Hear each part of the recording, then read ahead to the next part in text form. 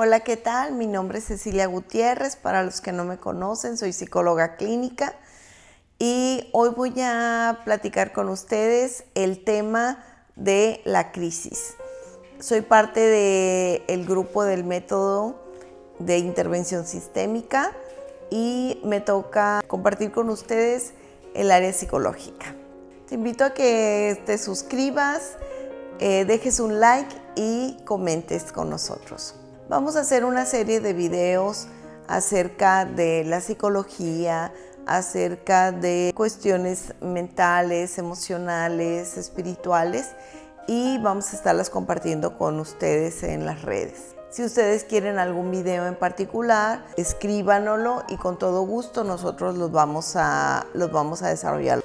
Vamos a hablar acerca del ciclo vital de una persona y los cambios que esperamos que sucedan, porque son crisis que se van presentando como parte de la vida y del desarrollo y del crecimiento de una persona. Y en esta suceden muchos ejemplos o muchas situaciones que son propias de nuestro crecimiento, como los cambios en la niñez, los cambios en la adolescencia, en la juventud, con los adultos. Siempre se van presentando crisis propios del mismo ciclo y hoy vamos a abordar qué hacer, cómo enfrentarlas y cómo trabajar en ello. Es frecuente asociar la idea de crisis con dificultad, riesgo y peligro. Sin embargo, la esencia del concepto es más cercana a la del cambio, crucial, significativo o determinante, y procede de la raíz del sánscrito, skiv, cortar, separar, distinguir, asimilar. Luego los griegos la tradujeron crisis, que significa decidir. Todas las personas durante su vida tienen diferentes cambios y diferentes etapas y crisis en los cuales se tienen que ir adaptando. Esta adaptación dura periodos de transición, son periodos que las personas tenemos que ir teniendo para irnos adaptando a las nuevas etapas. Desde que somos niños vamos teniendo esos cambios y siempre vamos teniendo, tardamos un tiempo en asimilar esos cambios. Todo ser humano pasa por esos cambios, pasa por esas adaptaciones y pasa por esos procesos. Y a veces simplemente las personas no sabemos que estamos en crisis y es importante saber para podernos sentir mejor. Hay personas que pueden adaptarse o están esperando ese cambio y aparentemente no presentan crisis, pero siempre hay procesos de adaptación. Crisis y proceso de adaptación no es algo que es lo mismo.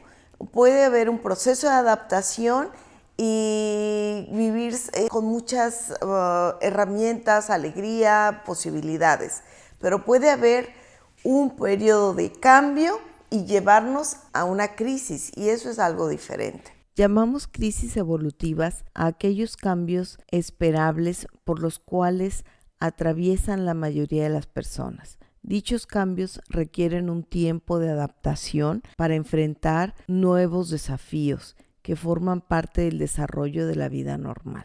A diferencia de las anteriores, llamamos crisis inesperadas aquellas que sobrevienen bruscamente, que no están en la línea evolutiva habitual, como por ejemplo la muerte temprana de un padre, la pérdida del empleo, el exilio forzoso, etc. ¿Cómo puedes distinguir una crisis? Una crisis se puede distinguir por los estados de ánimo. Normalmente una persona está acostumbrada a tener cierto estado de ánimo que se mantiene, pero cuando una persona empieza a darse cuenta que un día amanece muy contenta, después está muy triste, después está medianamente bien, después está otra vez muy triste, y lo que hace es que cuando una persona está en crisis topa puntos muy exagerados. Por ejemplo, la persona dice, es que andaba feliz en la mañana, estaba súper motivada y ahorita me siento llorando.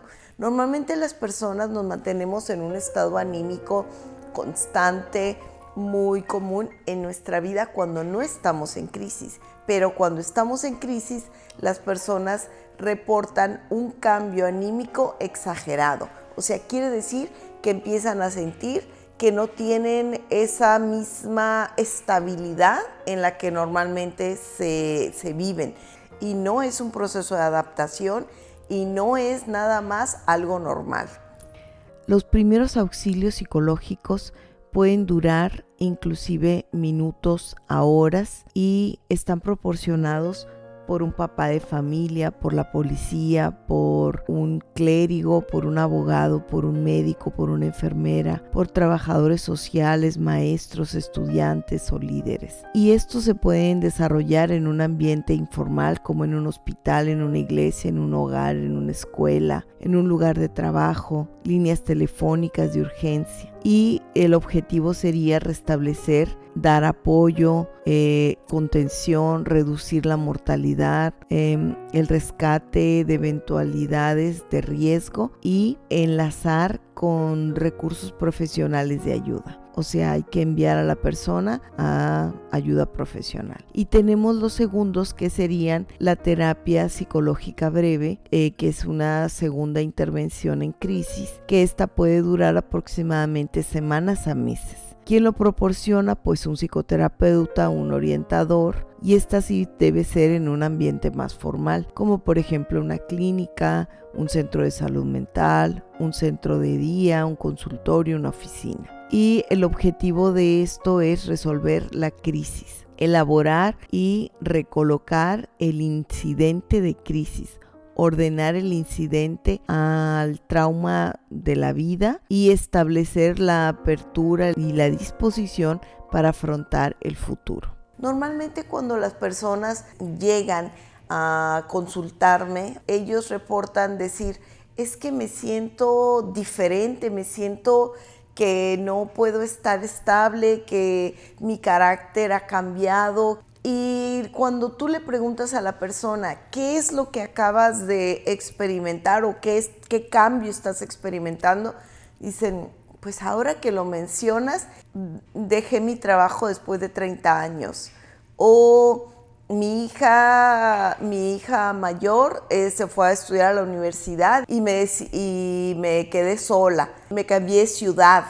Y entonces las personas ahora empiezan a asociar un evento de cambio significativo o importante con su estado anímico exagerado. O sea, las crisis emocionales tienen que ver con cuestiones que amamos, personas que amamos, con seres humanos. Pero también existen las crisis mentales, tienen que ver con una autoevaluación o una evaluación de algún aspecto que tiene más que ver con temas económicos, temas de no estoy siendo feliz en mi trabajo, temas que me generen dudas, temas que me lleven a evaluar cosas prácticas, pero que nos traen intranquilidad a nivel mental. También depende mucho del carácter o la forma en que una persona, si tiende a ser más emocional o tiende a ser más práctica y mental.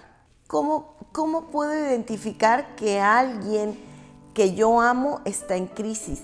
Por ejemplo, la persona puede tender a hablar menos, a aislarse. La persona puede estar más irritable, cambiar algunos hábitos. Por ejemplo, si antes estaba muy disponible para sentarse a ver televisión conmigo, estaba muy disponible para salir de casa, estaba muy disponible para platicar, charlar, tomar un café, hoy no, se aísla, duerme demasiado, está muy enojado, se sale, empieza a tener cambios en el comportamiento otra vez de su rutina cotidiana, y ahí podemos empezar a sospechar que la persona está pasando por una crisis.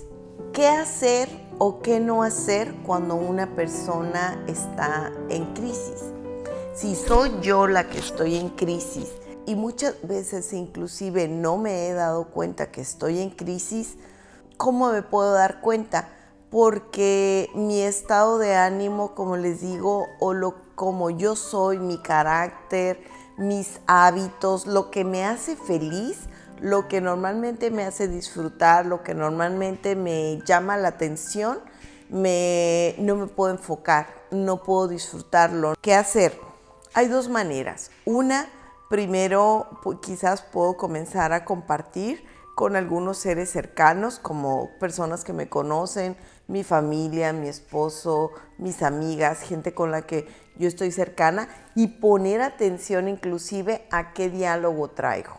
Porque muchas veces cuando hablamos con alguien cercano podemos darnos cuenta y percatarnos que traigo un tema y lo hablo, y lo hablo, y lo hablo. En ese momento puedo empezar a sospechar que este tema está provocando en mi vida como un tema a trabajar terapéuticamente. ¿Qué se propone? Empezar a ir a asesoría psicológica, trabajar en uno mismo. Si tienes herramientas de trabajo personal y sabes trabajar contigo, necesitas tomar seriamente un espacio para interiorizar, escribir, hacerlo consciente.